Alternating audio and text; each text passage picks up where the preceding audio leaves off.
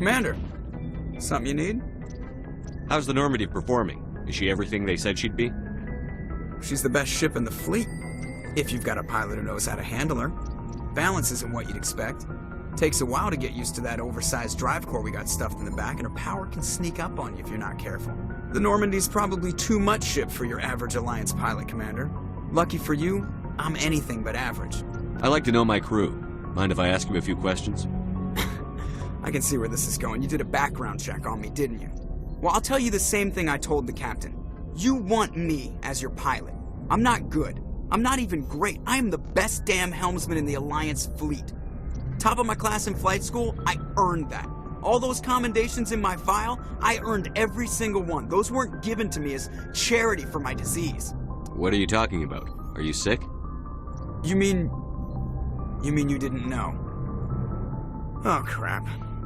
Okay, I've got Vrolik syndrome, brittle bone disease. The bones in my legs never develop properly. They're basically hollow, too much force and they'll shatter. Even with crutches and my leg braces, it's hard to get around. One wrong step and crack! It's very dramatic. But I've learned to manage my condition, Commander. Put the Normandy in my hands and I'll make her dance for you. Just don't ask me to get up and dance unless, you like the sound of snapping shin bones. Why does everyone call you Joker? It's a lot shorter than saying Alliance Flight Lieutenant Jeff Moreau. Plus, I love to make little children laugh. I was just thinking how much you remind me of Santa Claus. Look, I didn't pick the name. One of the instructors in flight school used to bug me about never smiling.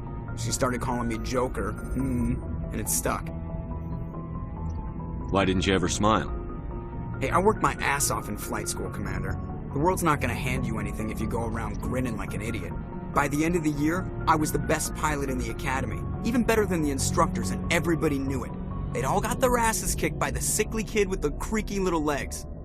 One guess who was smiling at graduation? I have to go. All right, see ya.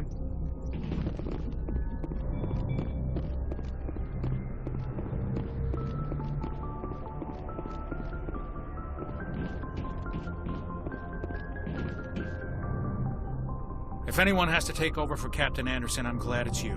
I'm not sure about having non-humans on our ship, though. We're all on the same team here, Presley.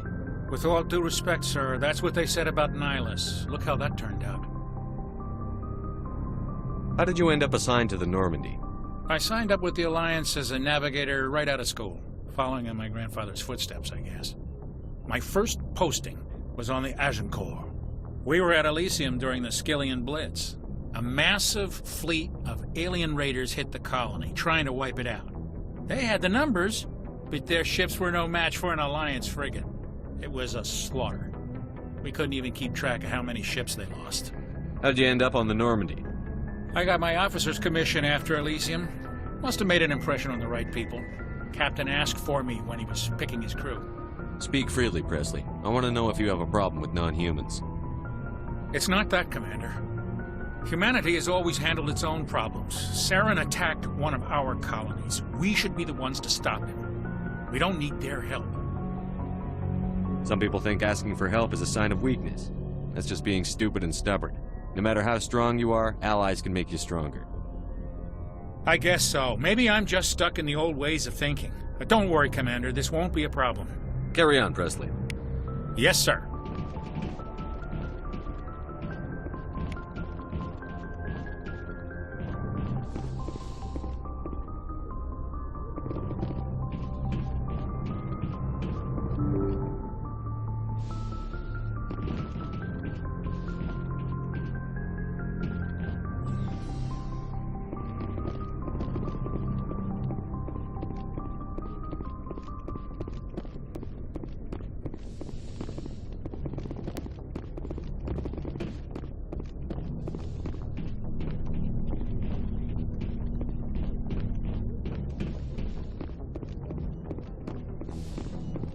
Yes, Commander?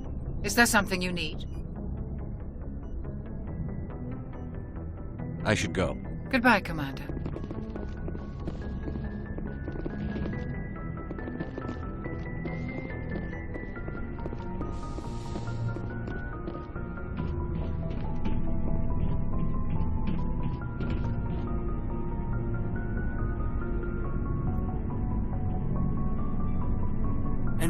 Commander, What's your opinion on the last mission? I don't see how we could have done things any better. At least not without getting to Eden Prime sooner. And we were on the scene faster than any other Alliance ship could have been. Just trying to get a sense of where the crew's at. Thoughts? I've wasted enough of your time for now, Commander. We'll have time for personal debriefings later. We'll talk another time, Lieutenant. Commander?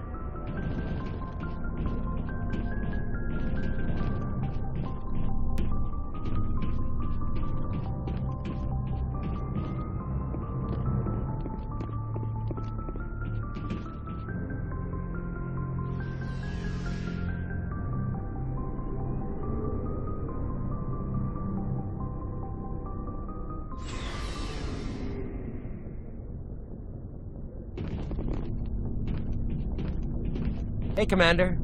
Looking for some extra supplies before you head out? What have you got? Whatever you want. Armor, weapons, mods. It's not standard Alliance issue, but that's not necessarily a bad thing.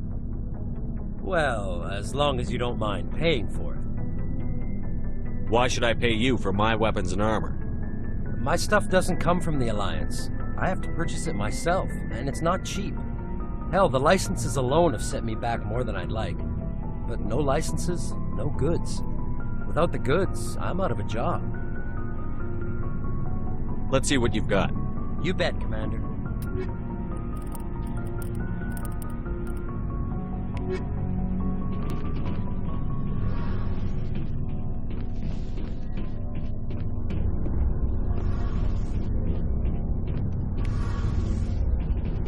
Your ship's amazing, Shepard. I've never seen a drive core like this before. I can't believe you were able to fit it into a ship this small. I'm starting to understand why you humans have been so successful. I had no idea Alliance vessels were so advanced. The Normandy's a prototype. Cutting-edge technology. A month ago, I was patching a makeshift fuel line into a converted tug ship in the flotilla. Now, I'm sitting on board one of the most advanced vessels in Citadel space. I have to thank you again for bringing me along. Traveling on a vessel like this is a dream come true for me. I had no idea you found ship technology so interesting. It comes with being a Quarian. The migrant fleet is the key to the survival of my people. Ships are our most valuable resource. But we don't have anything like this. We make do with cast-offs and second-hand equipment. We just try to keep them running for as long as we can. Some of the fleet's larger vessels date all the way back to our original flight from the get. I can't believe your fleet's still using ships that are 3 centuries old. They're constantly being repaired, modified, and refitted. They aren't pretty, but they work. Mostly. We've tried to make ourselves as independent as possible on the flotilla.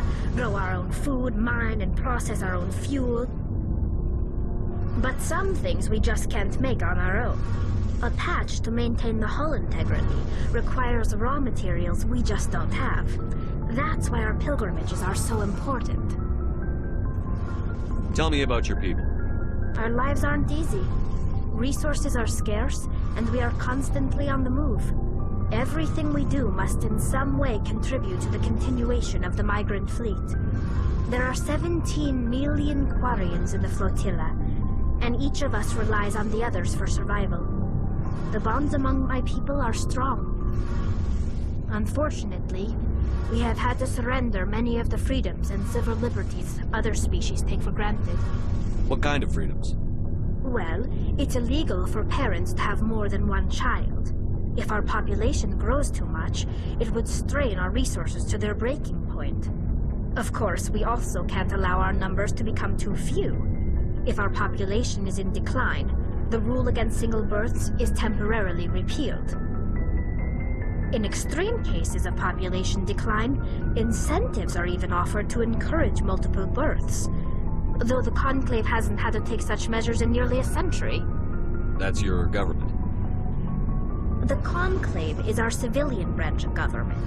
Each ship can elect a representative to serve on the Conclave and make decisions that affect the fleet as a whole. On matters that affect an individual ship, however, the captain has the final say. It's a tradition that dates back to the early days, when the fleet was governed by martial law. Fortunately, most captains nowadays are smart enough to have an elected council from their crew to give them advice and guidance. So the ultimate power rests with elected officials. In practice, the Conclave and the respective council for each ship tend to set the rules that govern our daily lives. But in theory, we are still under military jurisdiction. The 5 top-ranking military officials in the fleet serve on the Admiralty Board. These 5 have the power to overrule any decision by the Conclave in case of emergency.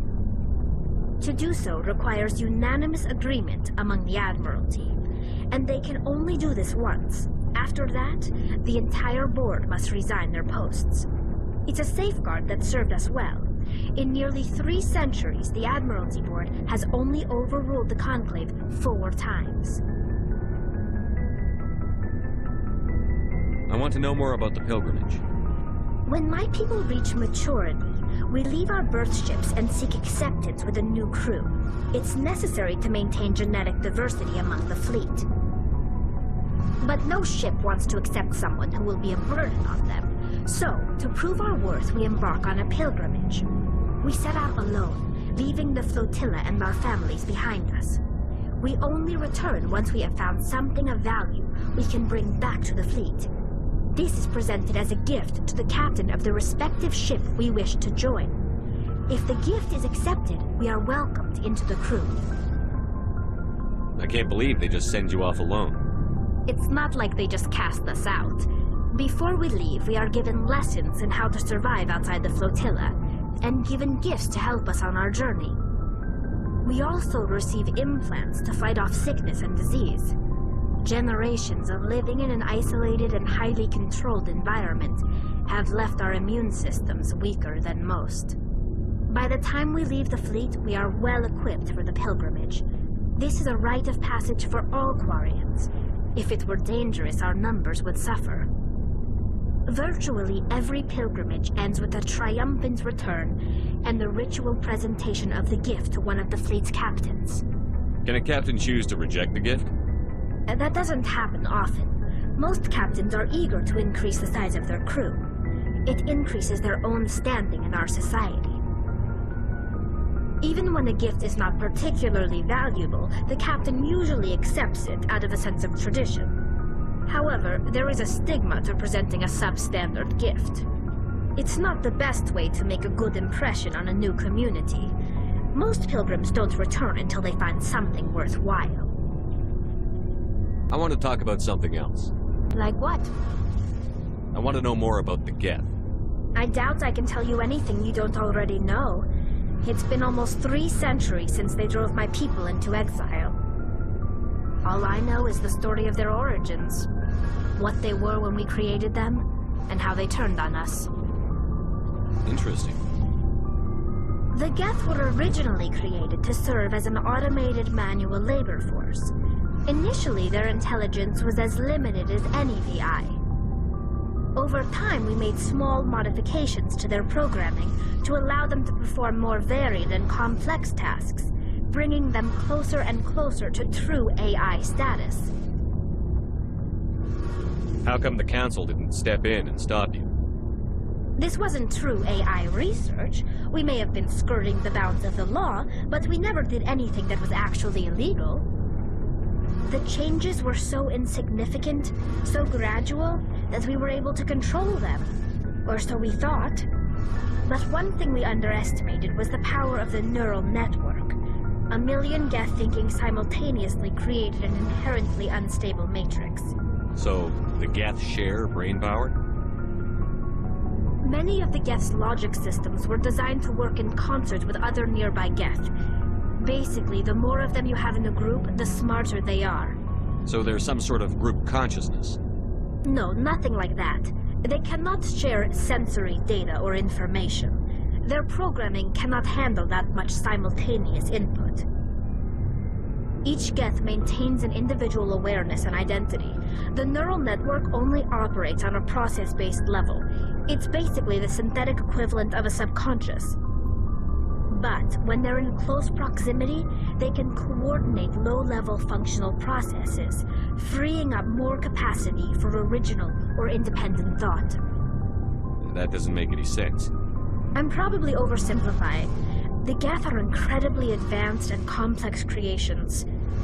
All you need to know is that they get smarter when they gather in large numbers. As we built more and more Geth, their effective intelligence became more sophisticated, more abstract. One day, a Geth began to ask its Quarian overseer questions about the nature of its existence. Am I alive? Why am I here? What is my purpose? As you can imagine, this caused a near panic among my people. I don't see what's so bad about those questions. The Geth were created to engage in mundane, repetitive, or dangerous manual labor. That's fine for machines, but it won't satisfy a sentient being for long. The Geth were showing signs of rudimentary self-awareness and independent thought. If the Geth were intelligent, then we were essentially using them as slaves. It was inevitable the newly sentient Geth would rebel against their situation. We knew they would rise up against us, so we acted first. A general order went out across all Quarian-controlled systems to permanently deactivate all Geth. The Geth responded to this order violently.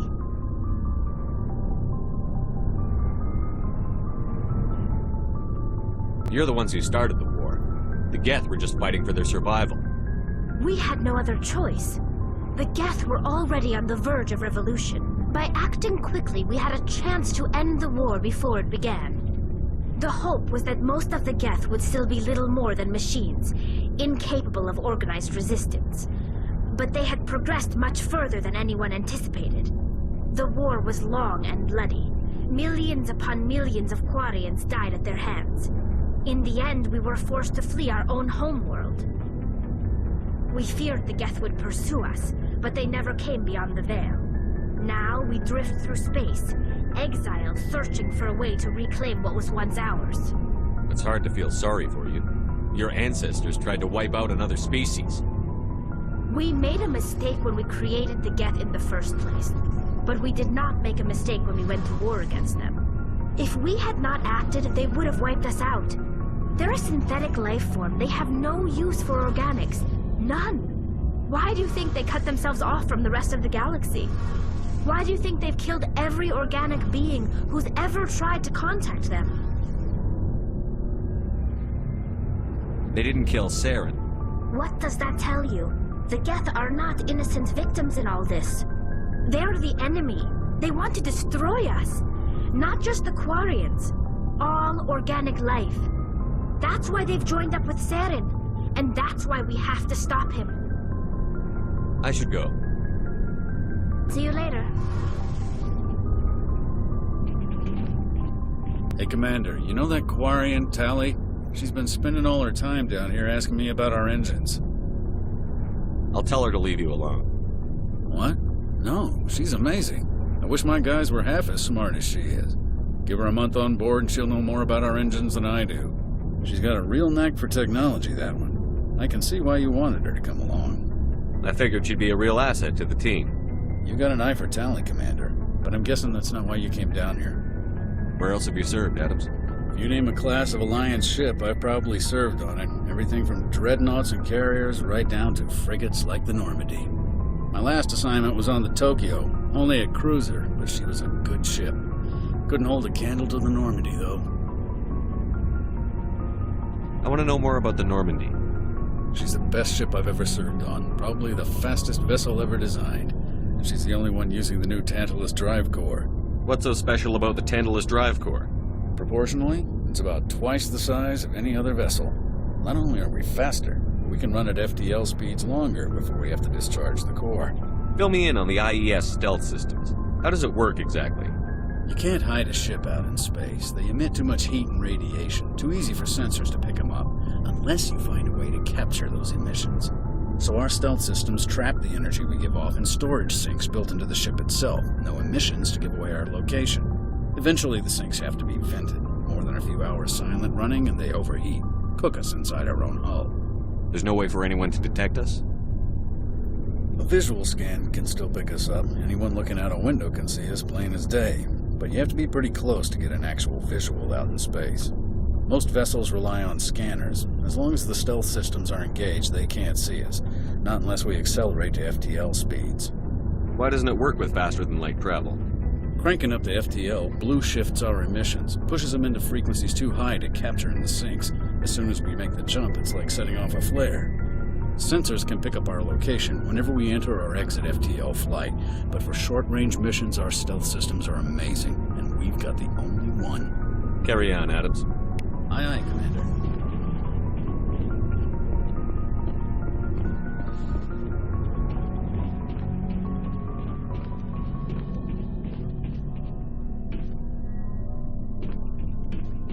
Thanks for bringing me on board, Commander. I knew working with a Spectre would be better than life at CSEC. Have you worked with a Spectre before? Well, no, but I know what they're like. Spectres make their own rules. You're free to handle things your way. At CSEC, you're buried by rules. The damn bureaucrats are always on your back. For the most part, the rules are there for a reason. Maybe. But sometimes it feels like the rules are only there to stop me from doing my work. If I'm trying to take down a suspect, it shouldn't matter how I do it, as long as I do it. But CSEC wants it done their way. Protocol and procedure come first. That's why I left. So you just quit because you didn't like the way they do things? There's more to it than that. It didn't start out bad, but as I rose in ranks, I got saddled with more and more red tape. CSEC's handling of Saren was typical. I just couldn't take it anymore. I hate leaving. I hope you made the right choice. I'd hate for you to regret it later. Well, that's sort of why I teamed up with you. It's a chance for me to get off the Citadel, see how things are done outside CSEC.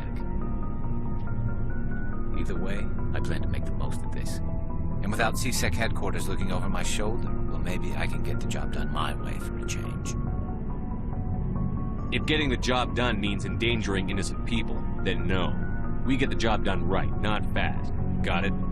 I wasn't trying to. I understand, Commander.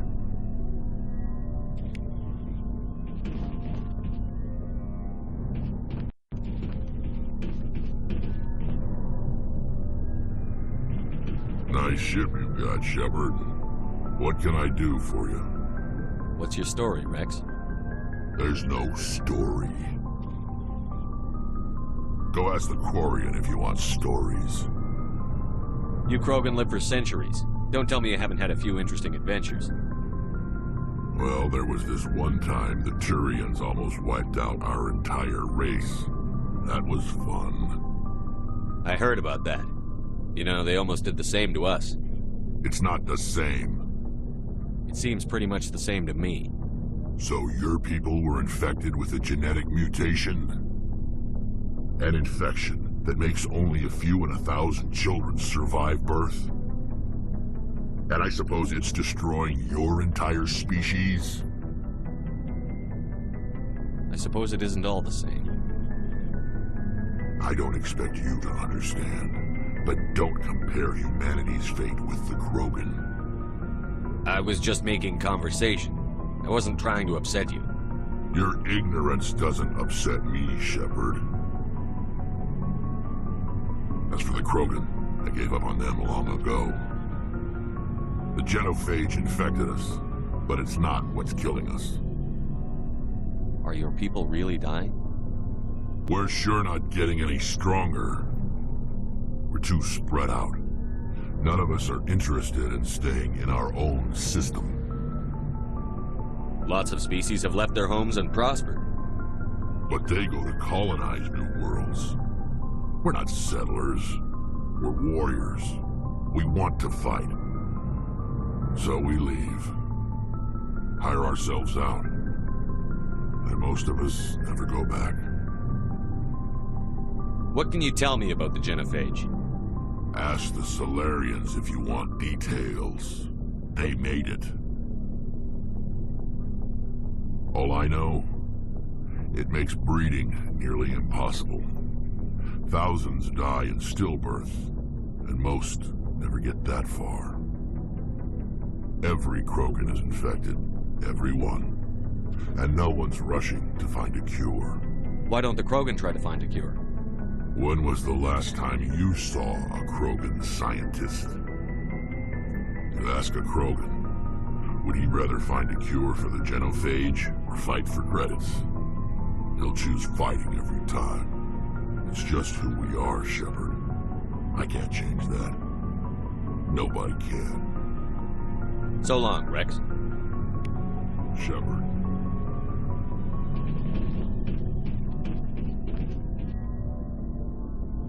Commander? What's your opinion on the last mission? Kinda wish you'd got there sooner, Commander. No offense, I appreciate the rescue. I just wish... You wish we'd been able to save the rest of your unit? Yes, sir. If I had been more alert, we wouldn't have been cut down by an ambush. We never trained to fight synthetics. The Geth haven't gone beyond the Veil in 3 centuries. Our training's supposed to make us able to adapt. I'll make sure it doesn't happen again. Do you have a few minutes to talk one-on-one? I'm sorry, Commander. I need to get my duty squared away. I wouldn't mind talking more later, though. Dismissed, Chief. Sir.